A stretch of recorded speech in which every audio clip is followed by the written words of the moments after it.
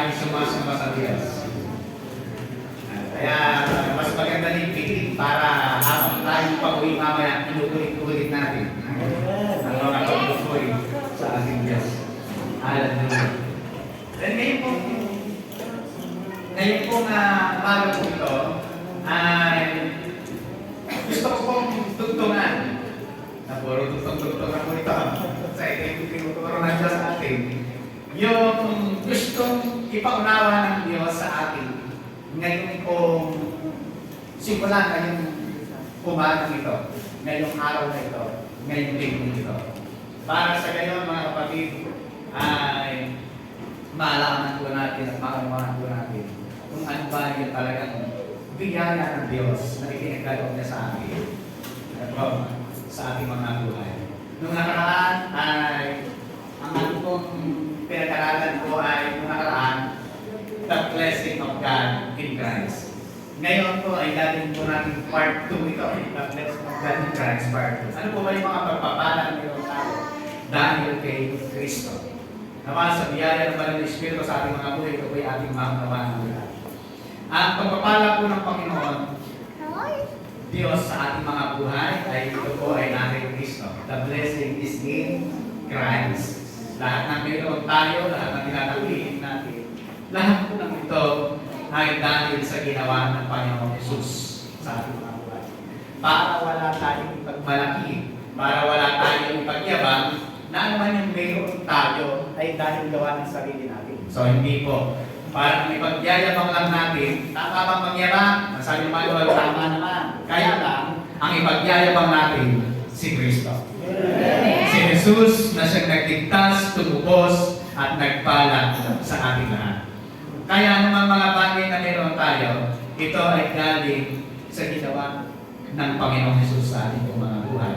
Pangalawa na puntos na ating pagkakaroon ng raan, nire-review ko lang po ng complete. The blessing is already given. Ito po ay binigay na ng Panginoon sa bawat isa sa atin. Ang kailangan lang na mangyari sa atin na bilang mga anak ng Diyos ay talagang panampalatayahan at paniwalaan po natin. Amen. Diyan po gagamit ay epekto ang ating pananampalataya sa Diyos. Kasi sinasabi po natin na tayo ay mga mananampalataya. At minsan, kapag mayroong mga bagay na nangyari sa ating mga buhay, yung pananampalataya na sinasabi natin tayo mananampalataya, parang nawawala kung saan natin ang ating pananampalataya. Kaya tumayan namin ito, tumayan na kung saan natupunta. Pero mga kapatid, ang pananampalataya na mayroon tayo, na binigay ng Diyos sa atin, ito ay gagamitin at paniniwalaan natin yung mga bagay na hinanda ng Diyos para sa atin, kahit wala pa at hindi pa natin nakikita. Amen. Kaya ang sabi ng Bible, sa Marcos chapter 11 verse 24, kapag ikaw ay nananalangin, manampalataya ka na ito ay natanggap mo na at matatanggap mo nga. Amen. Sabi po na sa Tanas, kapag ikay mananalangin, manampalataya ka na ito ay natanggap mo na. Matatanggap pa lang o natanggap na? Natanggap na. Ibig sabihin, wala pa ang iyong itinadalangin, pero paniwalaan mo, tiyak na ito ay mangyayari sapagkat yun ang sinabi ng salita ng Diyos. Amen. Kapag sinabi ng salita ng Diyos, yun po ang ating pananampalatayaan. Kapag sinabi ng tao, ibig sabihin, nakatingin sa sinasabi ng tao, wala naman na, nasaan, wala naman, sinasabi mo gano'n. Pero mga kapatid, kapag ang pananampalataya natin, ito ang siyang bukiran sa ating mga buhay, mayroon na kahit wala pa, sapagkat nakatingin tayo sa bagay na hindi nakikita, kundi sa bagay, hindi sa bagay na nakikita lamang. Kaya po mga kapatid, the blessing is already given. Pangatlo, the blessing is primarily spiritual. Ang pagpapala na mayroon tayo ng una, ito po ay spiritual na pagpapala na binigay sa atin ng Diyos. Ngayon po mga kapatid, ito po yung ating magandang dinawin po sa mga oras na ito. Dahil ang pagpapala ng Panginoon is past tense, binigay na ng Diyos para sa atin. Ano yung dapat po natin maunawaan sa mga salita ng Diyos na ating pag-aaralan ngayon? Una, kailangan maunawaan po natin na ang tao sa Biblia, tatlong uri ng tao sa Bible, ito'y mahalaga natin maunawaan kung bakit kung bakit isinulat, kanino isinulat, at sino ang pinatutungkulan. Kailangan alam po natin. Before yun, pinagkukunan natin ito. Sabi ni Timothy chapter 2 verse 15, sa King James Version, na ganito pa sinasabi, "Studies you thyself approved unto God." Sabi kay Timothy, Apostol Pablo, "A workman that needed not to be ashamed." But, sabi na, basa ko yung naka-highlight. Rightly dividing the word of truth. Ano po ang ibig sabihin ng rightly dividing the word of truth? Kailangan po alam natin ano ba yung mga katotohanan na kailangan alam i-divide. Kasi po pag nagbasa tayo ng Bible, may tatlong kinakausap. Ang salita ng Diyos kapag tayo ay nagbasa ng salita ng Panginoon. Kaya kailangan alam natin kung paano i-divide. Rightly dividing.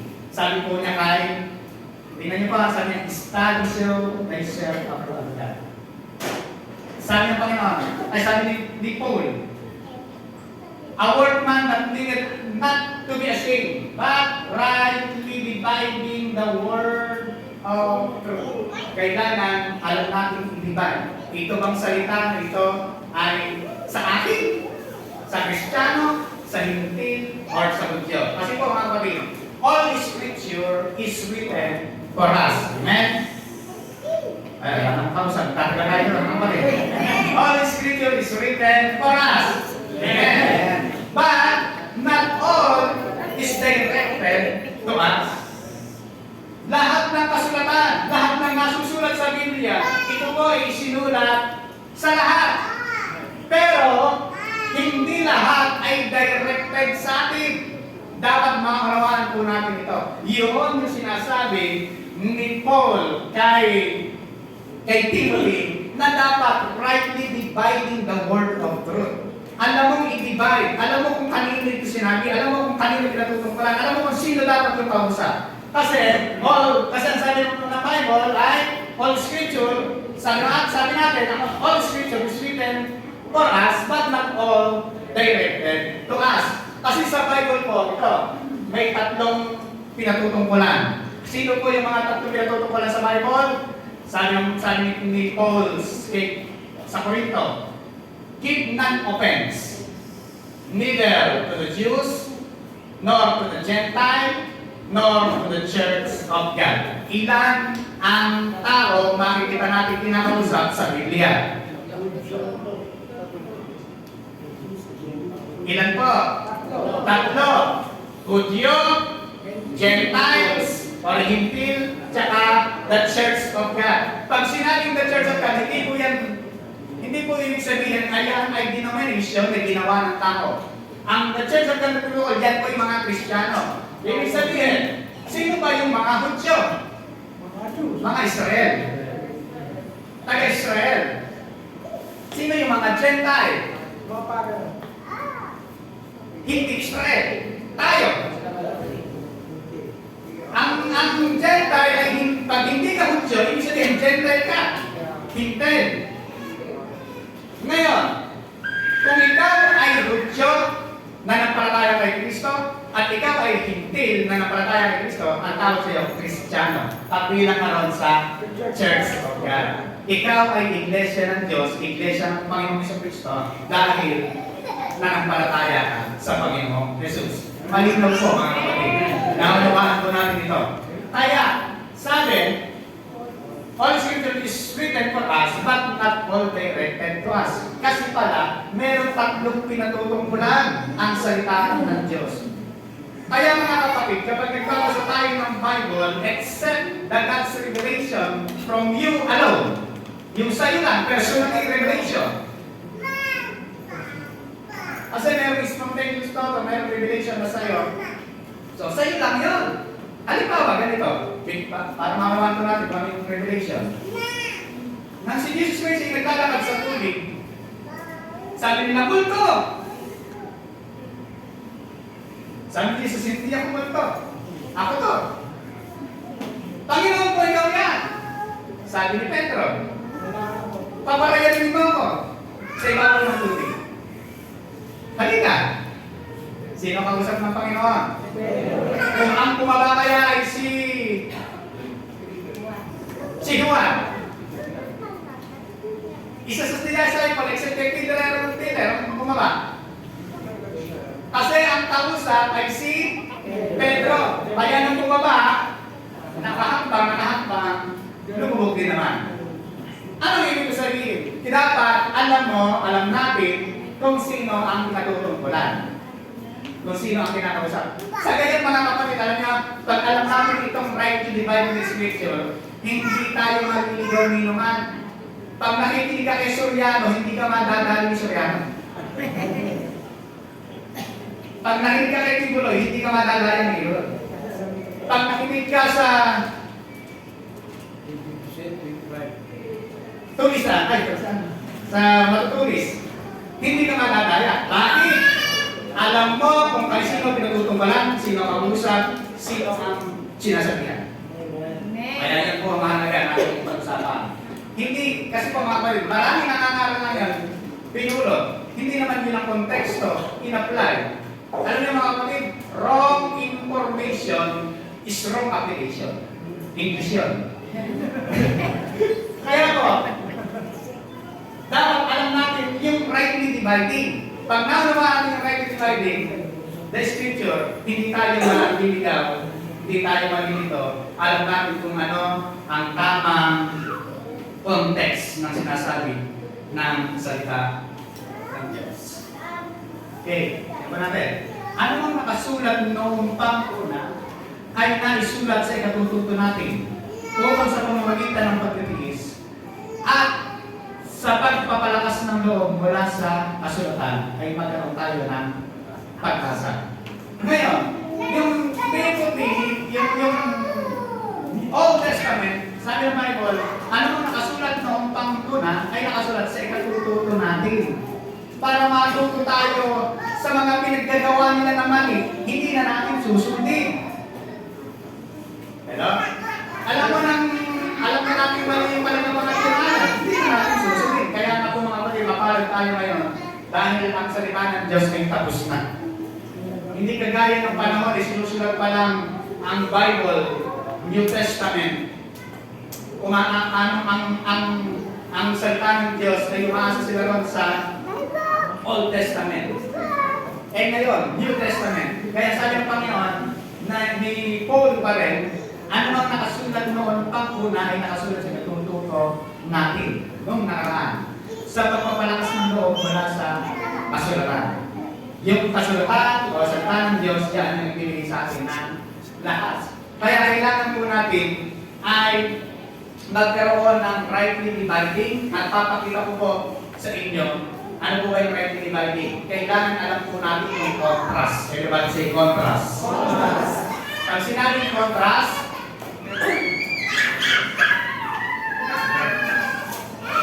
magka-contra. Tama na.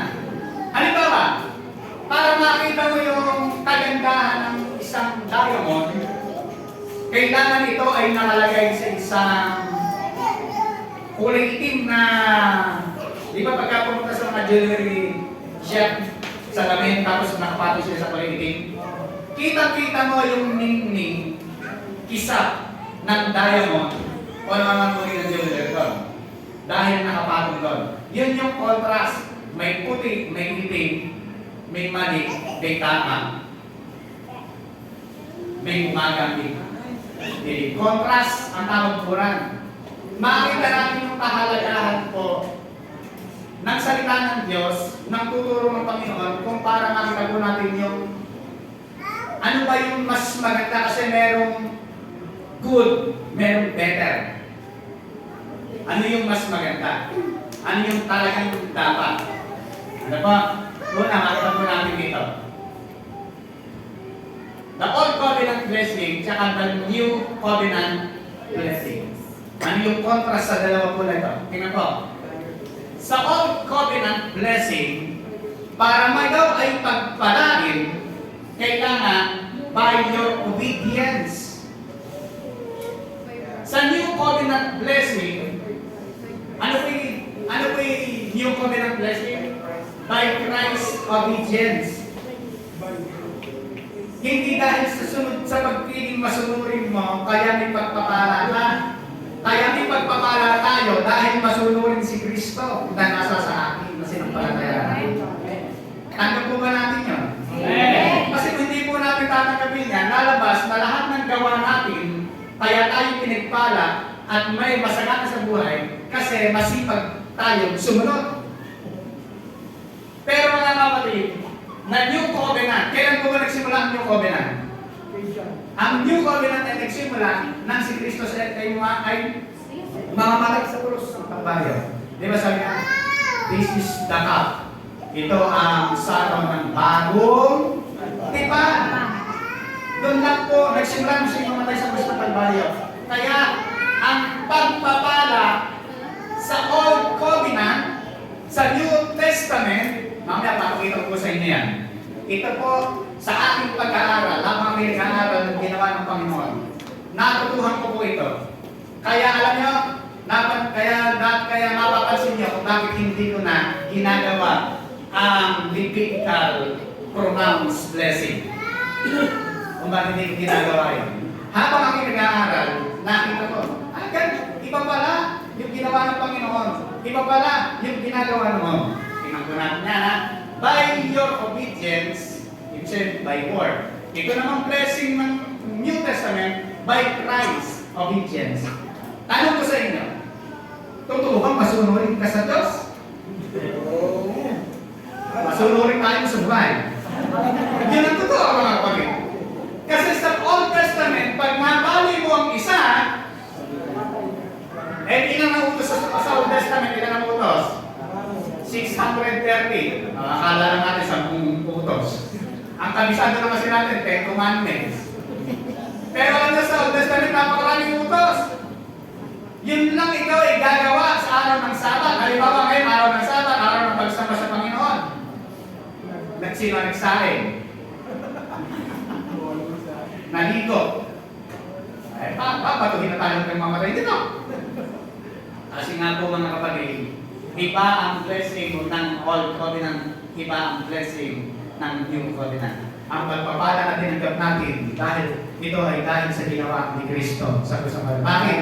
Dahil yung ginawa ni Kristo, kung sabi na, kung susundin lamang ng si Yahweh na inyong Diyos at tutuparin ang kanyang mga utos, gagawin niya kayong pinakadakila sa lahat ng mga bansa sa balat ng lupa. Mapawa sa inyo ang lahat ng mga pagpapalang ito kung susundin ninyo ang Diyos ninyo si Yahweh. I-apply po natin yung rightly dividing the scripture. Amen? Ang tanong, sasagot lang po kayo para tayo mabilis. Sino ang kausap dito? Mga Israelita. Very good.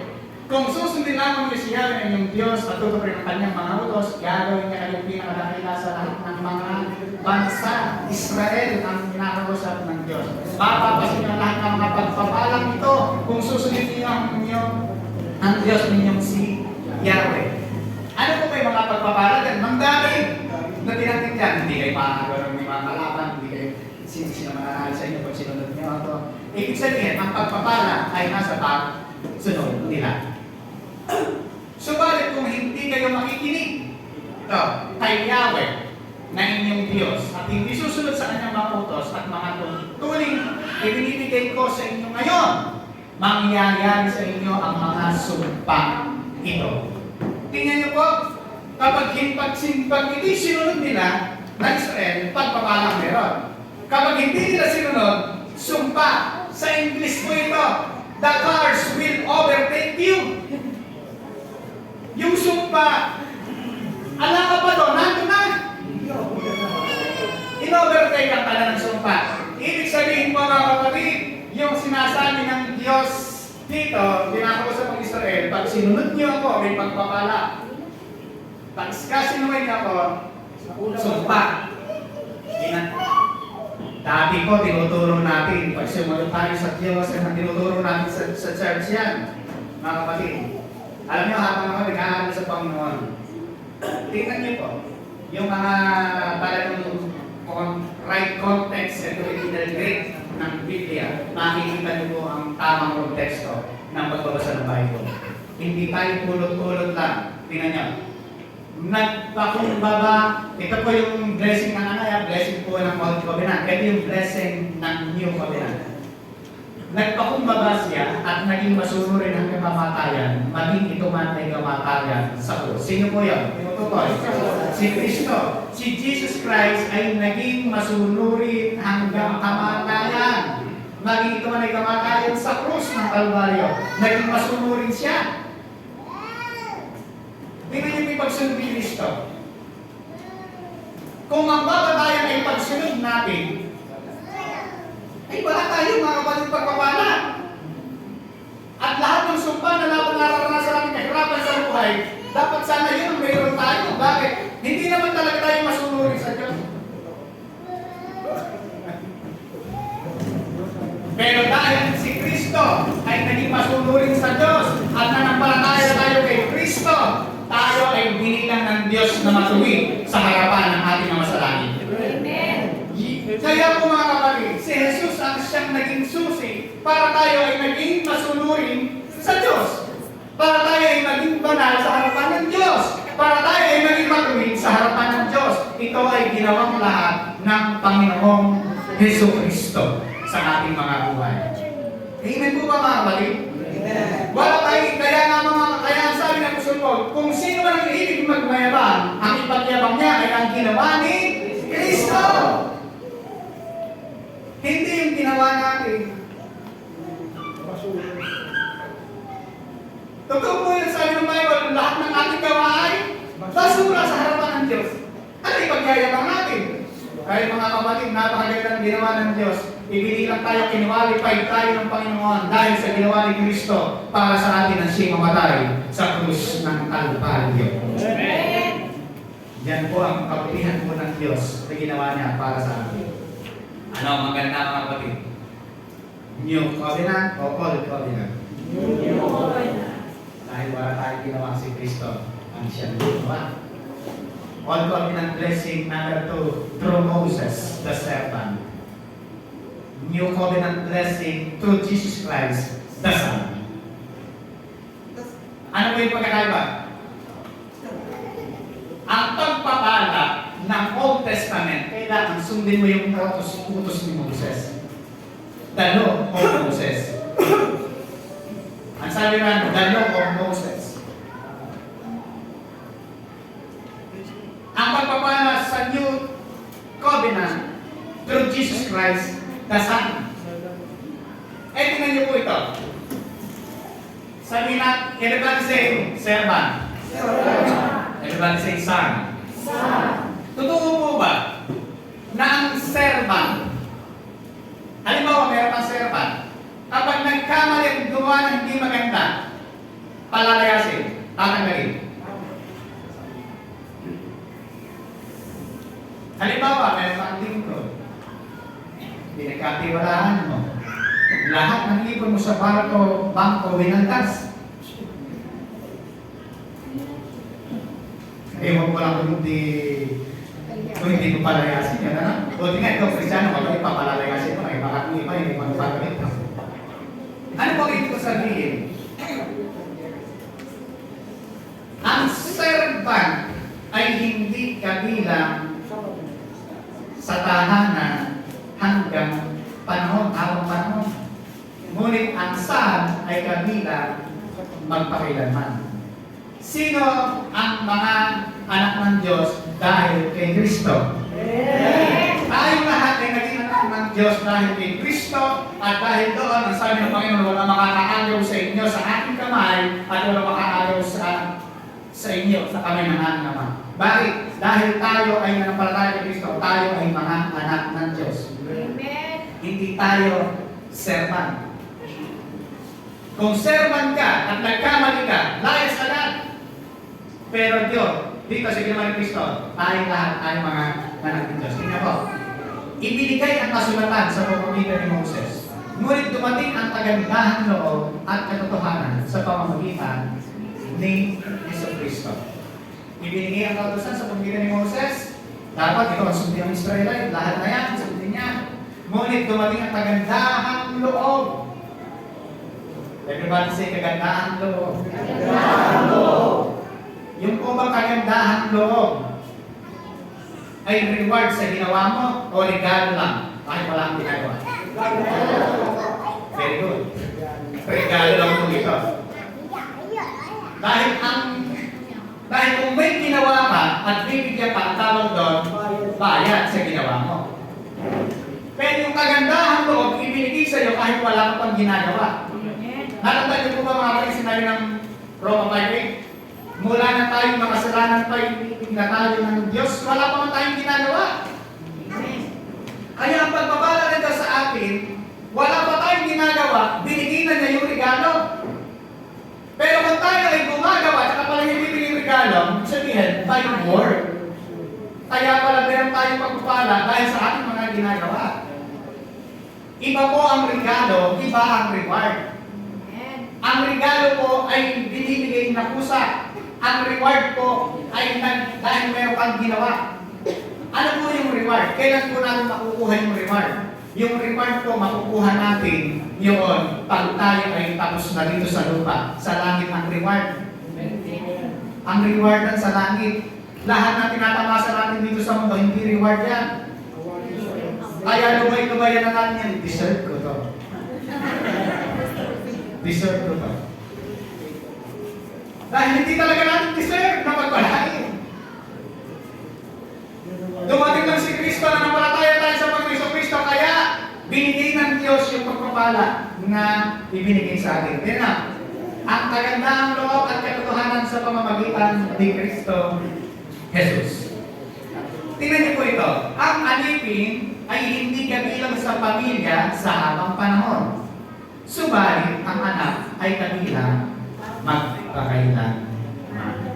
Dahil ikaw ay anak na ng Diyos, dahil kay Kristo, kabilang ka magpakailanman. May hangganan? Wala.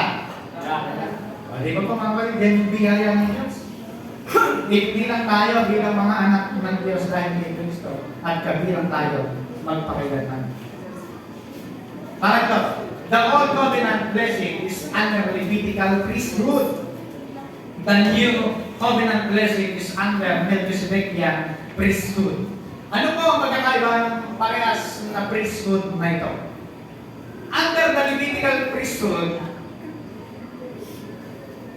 kailangan po ang pupunta lang sa holy place, ang pwede lang sumamba sa Diyos under ng Levitical priesthood.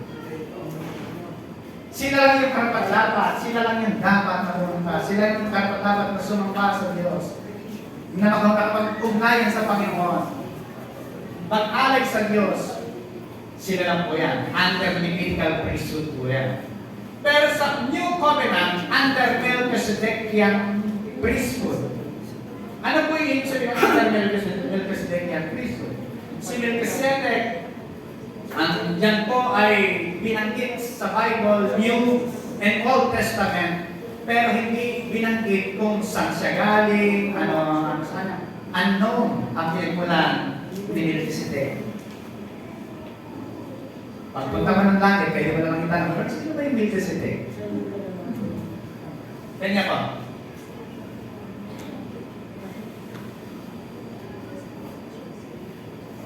Si Jesus ay naman pumasok doon alang-alang sa atin at naging pinakapunong pari magpakilanman ayon sa pagkapari ni Melchizedek. Alam niyo po ba, under Levitical priesthood, kapag ikaw ay saserdote, at ang saserdote ay nagmumula lang sa, siyempre, lahi ni Levi, kaya Levitical priesthood. Walang priest na nanggagaling sa ibang lahi. Lahat ng priest ay nanggagaling sa angkan ni Levi. Maliwanag po. Pero under the Melchizedek priesthood, tingnan nyo. Tanong ko sa inyo, si Jesus Christ ba lahi ni Levi? Hindi po lahi ni Levi si Jesus Christ. The tribe of Judah. Si Jesus Christ ay nanggaling sa tribe of Judah. Ang galing sa Levitical priesthood, lahat ng priest na nagsaserve sa templo, lagi ng Levitical priesthood. At kapag namatay ang priesthood, under Levitical priesthood, mababago ang kautusan, mababago ang sistema, mababago ang lahat. Pero mga kapatid, under Melchizedekian priesthood, walang mababago, hindi mababago. Ano ang ibig kong sabihin? Tingnan niyo po ito. Si Jesus ay namunong pumasok doon alang-alang sa atin, saan po yun? Sa takot ng manalan at naging pinakapunong pari. Magpakailan man ayon sa pagkapari ng Jesus. Under Levitical priesthood, pinapalitan pag namamatay. Pag namatay na, papalitan. At saka yung sistema na papalitan. Pero under Melchizedekian priesthood, si Jesus Christ po yung tinutukoy. Si Jesus ay pumasok doon alang-alang sa atin at naging pinakapunong pari. Kailan? Papalitan hindi. Mga kapatid, ano po ang revelation? Kapag tayo ay nakay Kristo na, walang hanggang koneksyon ang meron tayo sa ating Diyos Ama. Dahil tayo ay under sa Melchizedekian priesthood, sa pagka-priest ni Kristo, sa pagiging pari ng Panginoon Kristo. Batay sa pagkapari ng mga Levita, ang kautusan ay binibigay sa mga Israelita.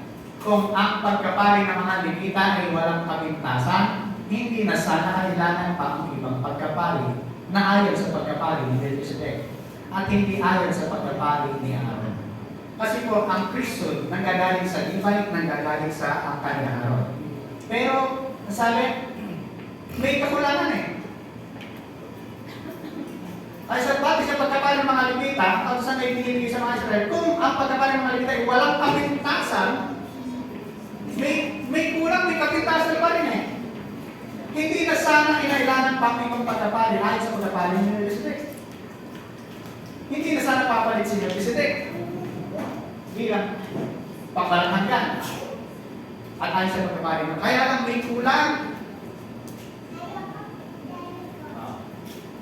Nang baguhin ang pagkapari, kailangan din baguhin ang kautusan. Pag nababago ang pagkapriesthood, kailangan mabago rin ang kautusan.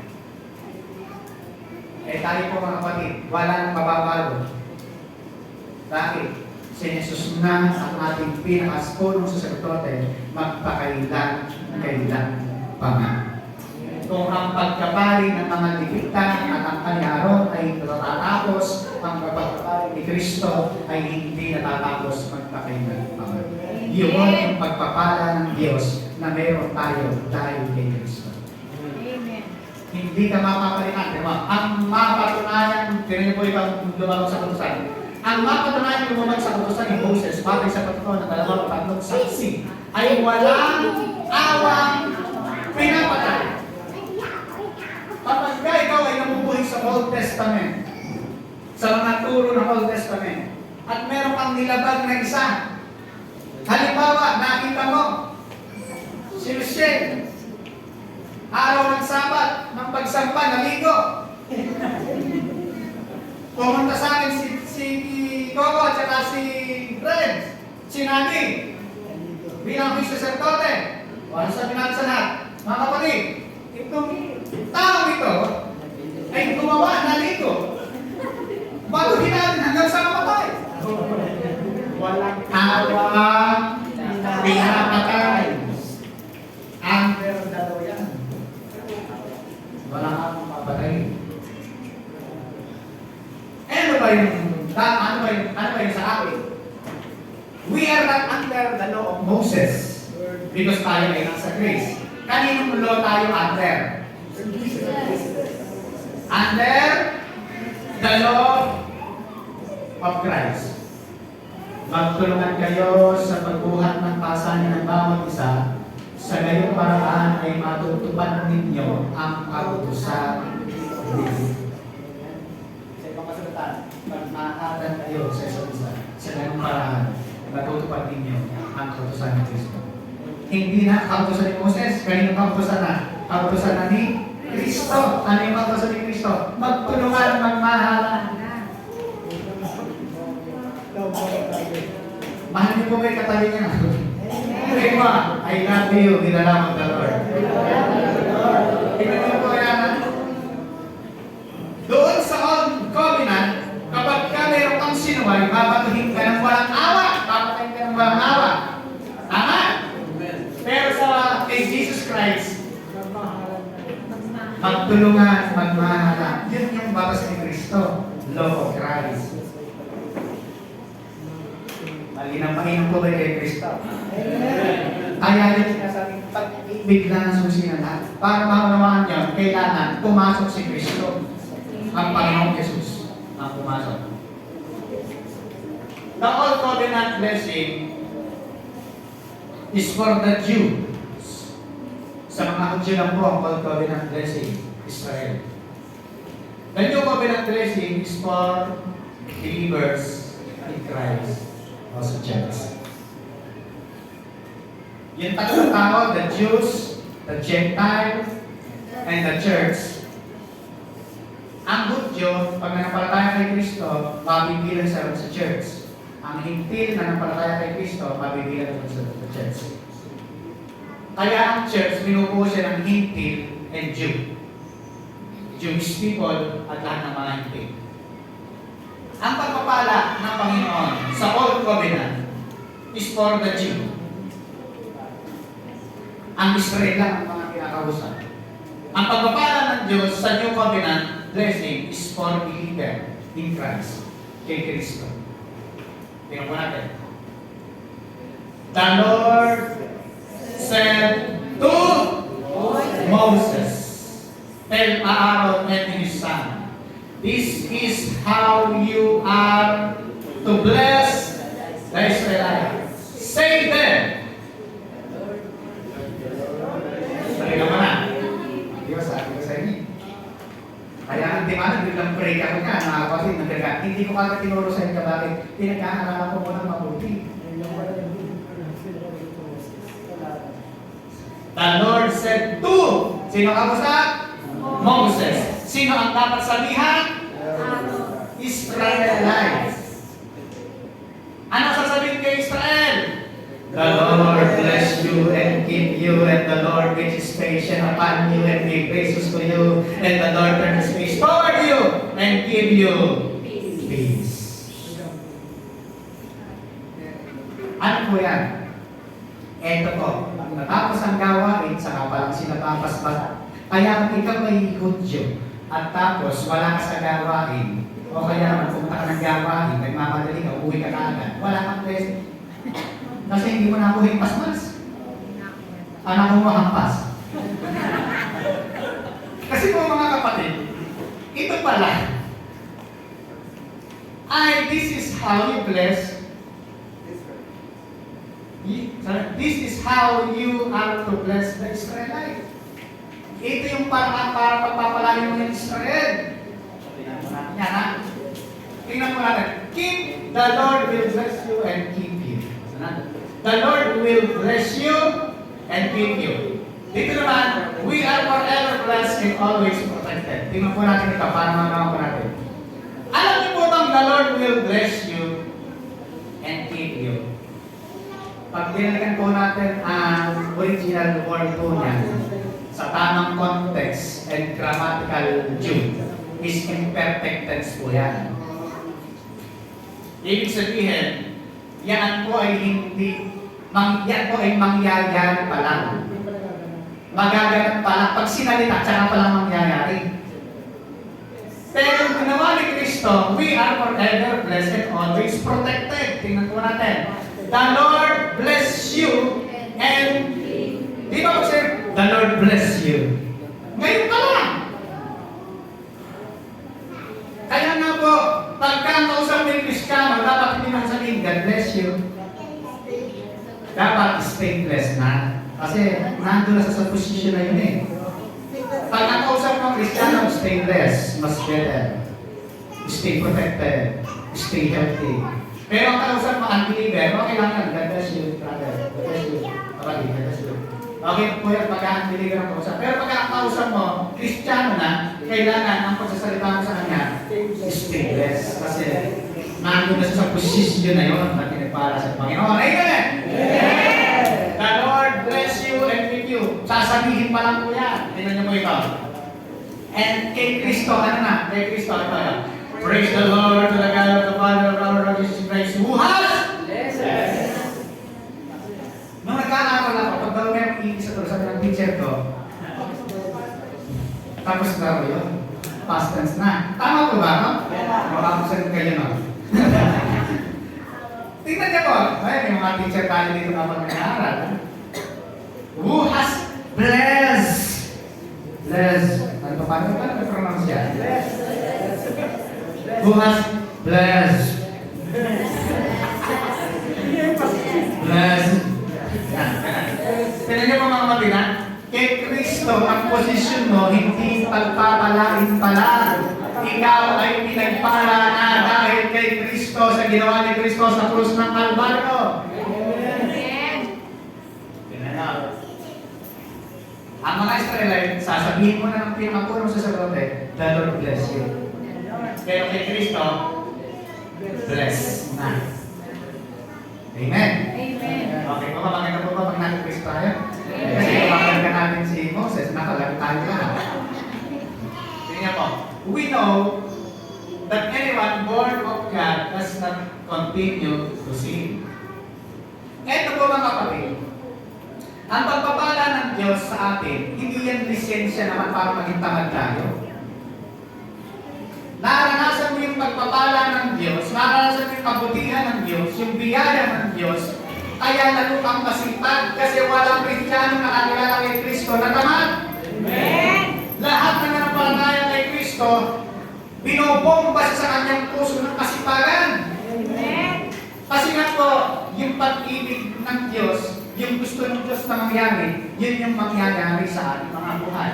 Amen. The one who was born of God, keep them safe. And the evil one cannot harm them. Yung mga anak ng Diyos, sila po ay nasa mabuti ng kalagayan. Amen. Iingatan pa. Ako po natin. Amen. Ako natin ito. Tanganin. The Lord will make His face upon you and be gracious to you. Sasabihin ko yan. Pero sa yung kami ng kanyang ni Kristo, His face has shown upon us and He has been gracious to us. Past tense. Sinabi na ng Panginoon, nangyayari na sa ating mga buhay. Bakit? Tingnan niyo po.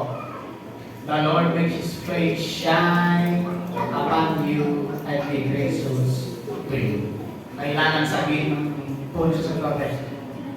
Tapos pasan punso sa prophet, the Lord make His face shine upon you. Kaya pagka hindi mo basbasan at umuwi ka na, ang mukha mo ay didilim. Kasi alam liwanag. Wala kang grasya. Dahil kita, meron akong grasya. Ano, di ba nasama? Kasi napagod sa biyahe. Pumunta po kami lang sa Liguya, Mamanigan. Ay, Mamanigan ba yan? Ewan ko pa Mamanigan yan, basta nagbusan lang. Pangasinan ko sa Carlos na kalayo. Pagod po, kaya hindi ko nakasama. Sabi ko, Lord, pagod ako, hindi ko muna ako pupunta. Ay, kumpas pa, ay, kumaka na.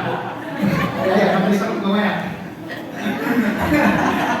Kaya po yan mga ulit. Ulit natin. Say na paano yun ang bibig sa iyo? Yan, sasabihin ng ano yan. Dahil natin nyo ito. Sa New Covenant, sabi ni Paul, for God who commanded the light to shine out of darkness had shined. Ayan. May gigit na naman. Shine. Magliliwanag o nagliwanag na? Liwanag na. King James Version, shine.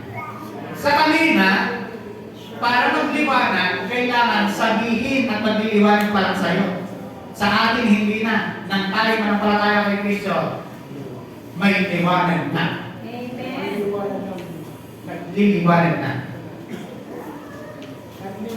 In our heart to be the light of knowledge of the glory of God in the face of Jesus Christ. Yan ang ating tinanggap dahil sa Panginoong Kristo. Mga kapatid, pwede po bang bigyan natin isang pagkakataon ang Panginoon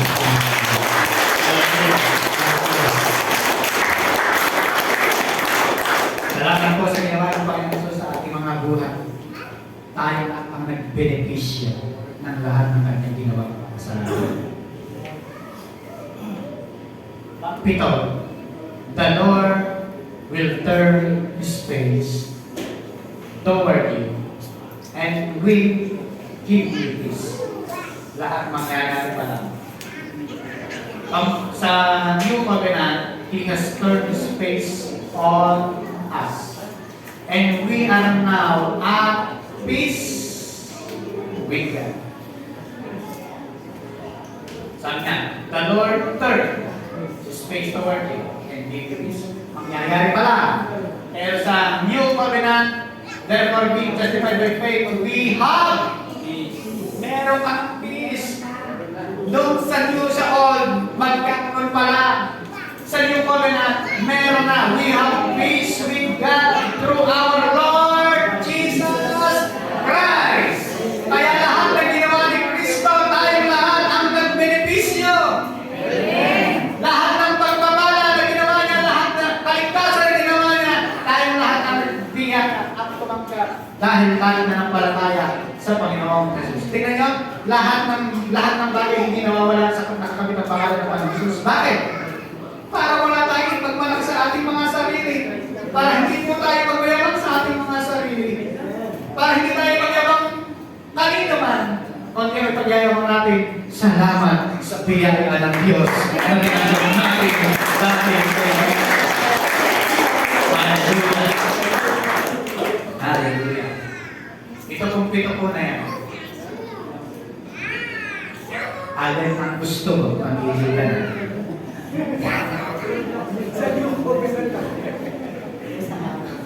Bahala ka, pag pinili mo yung Dakol Covenant, sige. Huwag kang maliligo ha, pag-aaral ng Sabado. Ang pagsama mo, araw ng Sabado pa rin, kasi ilang Sabado eh. Ang pagsama ng mga Kristiyano, araw ng Linggo, because the Sunday is the Lord's Day. Amen! Eh, pag bumabalik pa, nasa linggo na, bumalik pa. Ano mga kapatid? Meron tayong pasamahan sa CNCS ng pastor. Araw ng linggo, pagsamba. Sino pamilyar dito sa katuruan? Messianic. Ayan. Yung katuruan Messianic, bumalik sila, nasa araw ng linggo, bumalik pa rin ng Sabado o Santa. Kasi daw pagka-Sabado o Santa, nandun ang pagpapala ng Panginoon. Kasi nga, patay po niya ang pagpapala ng Diyos ay yung Covenant. Meron po tayo nga, alam na mga kapatid, deception will rise on the last day. Ang araw ng Sabado, pero ang araw ng linggo, ito ang Lord's Day, ang pagkabuhay ng Panginoon at pinagdiriwang ng mga Kristiyano. Tingnan niyo po. Like application. We do not use the Aaronic blessing because it was written solely for the Jews. We live under the Lord, not for For us who live under grace, we have the Melchizedek blessing through the finished work of Jesus. Sino po naniniwala sa tinapos na gawa ni Kristo? Kung naniniwala tayo sa tinapos na gawa ni Kristo, tayo lahat ay under ng New Covenant blessing dahil din po ang ginawa ng Panginoon Jesus sa ating po mga buhay. Pinaparinasay ng new covenant blessing ang mga pagmamataas at pagmamahal. Pinaparinasay niya ang lahat ng kayabangan sabagat wala siyang ibang pinagyayabang kundi ang ginawa ni Kristo sa kanyang buhay. Sa pinakos na gawa niya sa buwas ng Kalbaryo. Amen, mga kapatid. Amen. Tayo lahat ay tumayo at sabihin po natin ang salitang ito. In Christ, I am always and forever blessed. Everybody, shout, in Christ, I am always and forever blessed. Dahil kay Kristo, mga kapatid, tayong lahat ay forever blessed. Sinanampalataya. Amen. Pitong beses natin sasabihin. Go! In Christ, I am always and forever blessed. In Christ, I am always and forever blessed. In Christ, I am always and forever blessed. In Christ, I am always and forever blessed. In Christ, I am always and forever blessed. In Christ, I am always and forever blessed. And the last one, in Christ, I am always and forever blessed. Palakpakan natin ang Panginoon.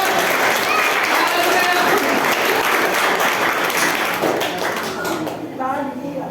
Sa ginawa po ng Panginoon Jesus sa Panginoon Diyos sapagkat siya po ang ating dinadakilang tinataas sa ating kalagitnaan. Lahat po ng mga bagay na nakakilig natin ay pinapasalamat natin sa Diyos kay Kristo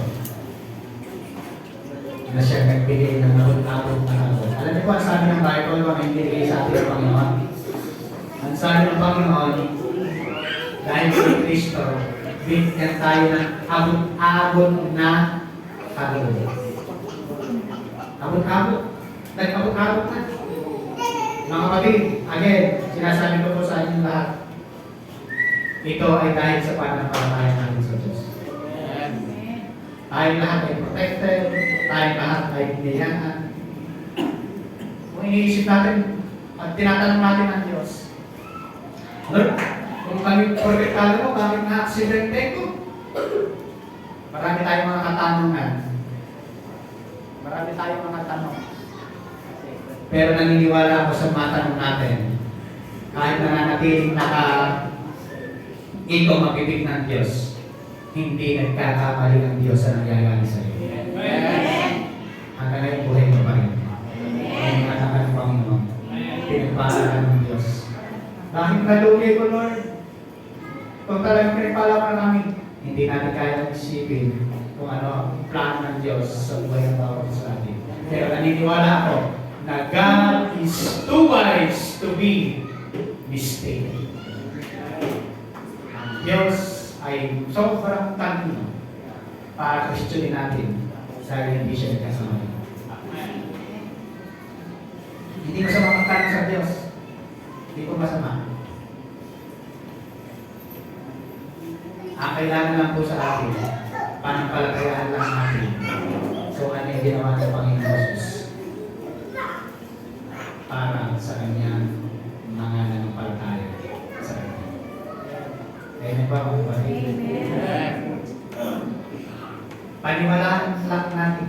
Sabi ng Mark chapter 11 verse 20-24, ano man ang ihirin mo sa panalangin, panampalatayaan ng aking mga. Mga tanong ko po sa inyo, bago tayo manalangin. Yung 11:24 ng Marcos, na ano man ang ihirin mo sa panalangin, panampalatayaan natanggap mo na at matatanggap namin nyo. Kapag ka ang isang bagay natanggap mo na pinaniniwalaan kung natanggap ninyo, ano ang sasabihin mo na lang? Thank you. Salamat. Mga kapatid, kayo pray ka. Sabihin mo lang sa Panginoon. Ititikaran mo lang. Sasalitain mo lang. Hindi tayo alipin. Tayo lang ng Diyos. Sabihin mo sa tatay, huwag ka nang magmakaawa sa tatay. Hindi ka alipin na magmakaawa. Sabihin mo tatay. Sabihin mo lang sa tatay. Ititikaran mo, kaliwalaan mo. Mangyayari. Dahil sinasabi ng salita po ng Diyos. Doon po natin ay a-apply. Yung sinasabi natin tayo ay mananampalataya. Talagang panindigan ko natin palataya.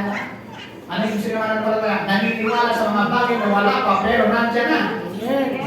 Naniniwala sa mga bagay na hindi nakikita. Sapagkat alam mo yung mga bagay na hindi natin yung pangalahan na binigay ng Diyos sa atin. Amen po ba mga kapatid? Tayo po'y manalangin naman Diyos. Salamat sa iyong kabutihan. Salamat sa lahat ng bagay na ginawa mo na sa aming mga buhay. Salamat sa lahat ng pagpapala na mayroon kami dahil kay Kristo. Ama, salamat po sa tinapos na gawa ng Panginoon Jesus sa krus ng Kalbaryo. Kaming lahat ay pinagpala mo. Kaming lahat ay pinaburat mo. Wala kami nagpasanan sa mga taong nagtiwala at nanampalataya sa iyo. Ama, dahil ikaw ang may sabi sa iyong salita, ang Panginoon Jesus ang nagsasalita ng Mark 11:24 na naman hinihiling, tinitiglara ng iyong mga anak ay nangyari na sa kanilang mga buhay, sa aming mga buhay. Kaya pinasasalamatan ka na lang po namin sa lahat ng bagay na ito. Salamat po, Father God, sa completion ng church building na ito. Ikaw ang Diyos na nag-provide ng mga pangangailangan. Salamat po, Father God, sa church service. Salamat din sa parking lot ng church na ito. Father, salamat po, Ama, sa buhay ng bawat iyong mga anak. Salamat po sapagkat ang bawat isa ay pinalaga, pinagaling, pinagpala, pinabura ng dahil sa ginawa ng Panginoon Jesus. Amang Diyos, ang iyong mga salita ay patuloy po namin bulay-bulahin sa aming puso at isipan. Upang sa gayon, lalo namin makita ang kaningningan ng ginawa mo sa krus ng Kalbaryo para sa aming lahat. Salamat sa lakas, sa buhay na mayroon kami upang makapaggawa ng pagtrabaho. Maniniwala kami na itong lahat ay galing din sa iyo. Kaya ikaw ang dapat mapapurihan sa lahat ng aming mga ginagawa. Salamat po aking Ama. Salamat sa mga taon na dumaan na iningatan kami. Salamat sa pandemya na iyong pinahintulutan na naging matatag kaming lahat at naging patuloy ang aming panampalataya sa iyo. Dahil sa iyo kami umasa, hindi sa aming kakayahan, hindi sa aming sarili, hindi sa tao, bagkus sa iyo kami lagi umasa. Salamat po ang Diyos nang tapos ng pandemya na kaming lahat ay palathan, malakas, pinaburan ng dahil sa ginawa at tinapos na gawa ng Panginoong Jesus sa aming mga buhay. Hallelujah. Hallelujah. Hallelujah. Thank you, Holy Spirit. Thank you, Holy Spirit. Salamat sa maraming kaluluwang dinadako mo sa lugar na ito upang maging disciple mo. Salamat po ang Diyos sa maraming workers and leaders. Salamat sa maraming true worshiper na dinadala mo, O Diyos, upang magamit sa karangalan ng iyong dakilang pangalan.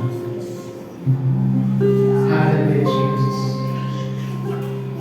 Thank you, Father God. Thank you, Father God. Salamat sa tinapos mo gawa para sa amin, Panginoon Jesus. Salamat sa iyong malahan ng pag-ibig na patuloy po namin nararanasan. Hallelujah. We are blessed forever because of Christ. Hallelujah, Jesus. Thank you, Jesus. Thank you, Jesus.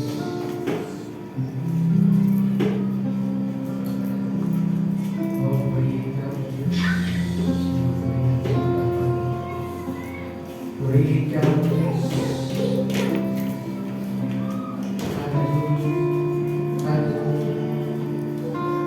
Hallelujah. Kapatid, sa oras na ito, ilang linggo na lang, 2024 na. Pwede bang i-appreciate mo yung kabutihan ng Diyos sa puso mo, sa buhay mo, sa pamilya mo, yung ginawa ng Diyos.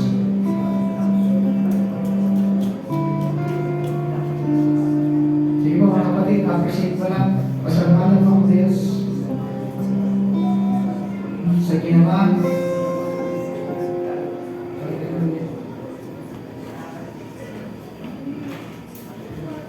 Hallelujah, Jesus. Appreciate mo yung ginawa ng Diyos. Thank you, Father. Thank you, Father. Yung ginawa niya sa iyo, pag-iinit niya sa iyo, yung pagpapala niya sa iyo, yung gagawin ng Diyos sa pamilya mo na magandang bagay. Naniniwala ako na lahat ng ginagawa ng Diyos ay magandang bagay para sa aming mga anak. Mga kapatid, hindi ka lalagpasan ng Diyos, hahabulin ka ng bigayan ng Diyos. Hindi dahil sa ginagawa natin, bagkus sa ginawa ng Kristo sa aming mga buhay. Jesus is enough in our life because His grace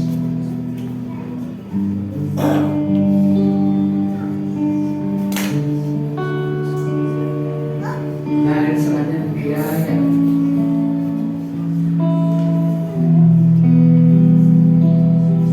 Hallelujah. Di ba mga kapatid, pasalamatan mo ang Diyos.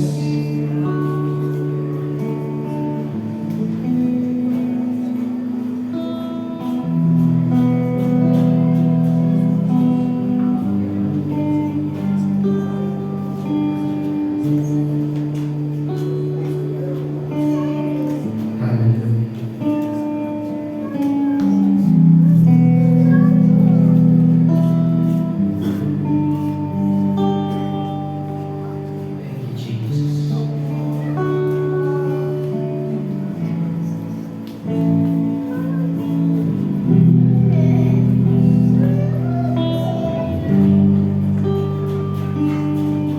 Jesus, my love, I call on your name.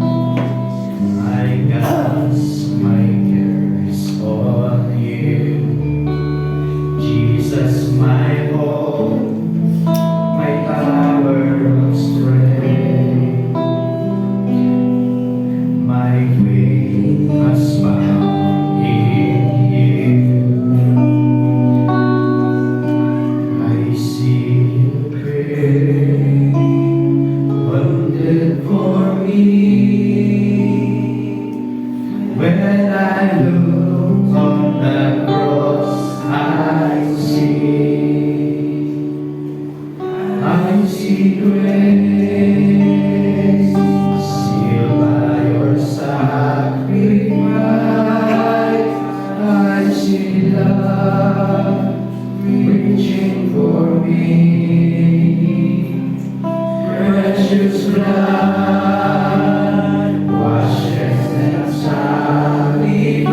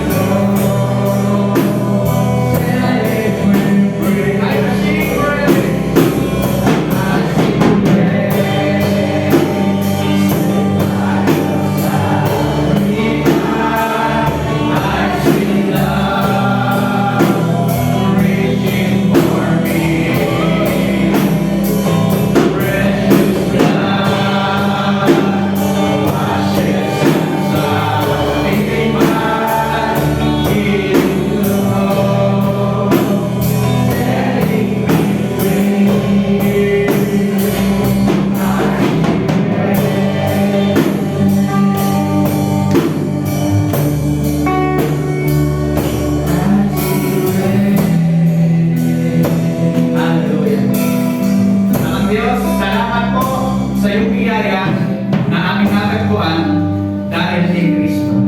Kami pinalaya, pinalakas, pinagaling, pinagpala dahil sa biyaya ng Panginoon Jesus.